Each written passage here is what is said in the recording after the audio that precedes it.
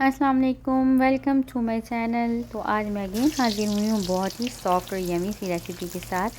पूरियाँ बहुत ही सॉफ्ट बनने वाली और इसका हलवा इंतहाई यमी। तो बिना देर किए रेसिपी शुरू करते हैं और चलते हैं अपनी रेसिपी की तरफ।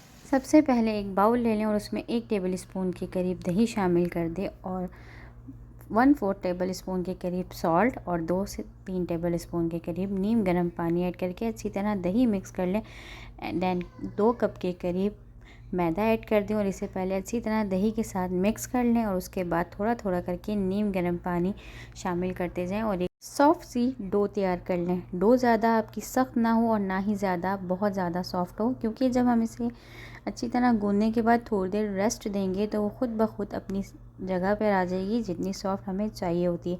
तो इस तरीके से पूरी आपने डो तैयार कर लेनी है और उसके बाद इसको तकरीबन 20 मिनट्स तक का रेस्ट दे देना है। इसके ऊपर इस तरह से घी लगाएं और इसको ढक कर 20 मिनट के लिए रख दें। 20 मिनट बाद देखें हमारी डो कितनी सॉफ्ट सी रेडी हो गई। अब इसके पेड़े बना लें, जितनी पूरियाँ आपने बनानी है कुछ इस तरह से छोटे छोटे पेड़े बनाते जाएं। देन उसके बाद हम इसे थोड़ा सा ग्रीस करेंगे। अब जहाँ पे हमने पूरी बेलनी है उसे ऑयल या घी से ग्रीस कर लें और इसे अच्छी तरह से छोटी सी रोटी के फॉर्म में हाथ की मदद से पहले फ्लैट कर लें। देन हम इसे रोलिंग पिन की मदद से एक बड़ी सी पूरी बना लेंगे। जितनी ज़्यादा आप पतली रखेंगे उतनी सॉफ्ट होगी। इंशाल्लाह ये क्रिस्पी बिल्कुल नहीं बनने वाली।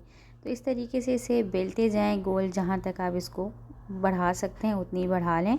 और दूसरी तरफ आपने एक पैन में पहले से ही ऑयल हीट कर लेना है मीडियम फ्लेम के ऊपर, कि बाकायदा उसकी हीट फील हो। आप जब हाथ उसके ऊपर रखें तो आपको उसकी हीट फील हो।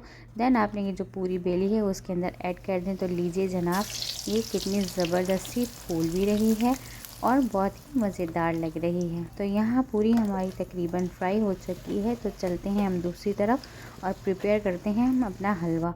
यहाँ एक पैन लें और उसमें आधा कप के करीब असली घी, बटर घी या सिंपल घी ऐड कर दें और 3 से 4 अदद इसमें ग्रीन इलायची ऐड कर दें, मीन्स छोटी इलायची।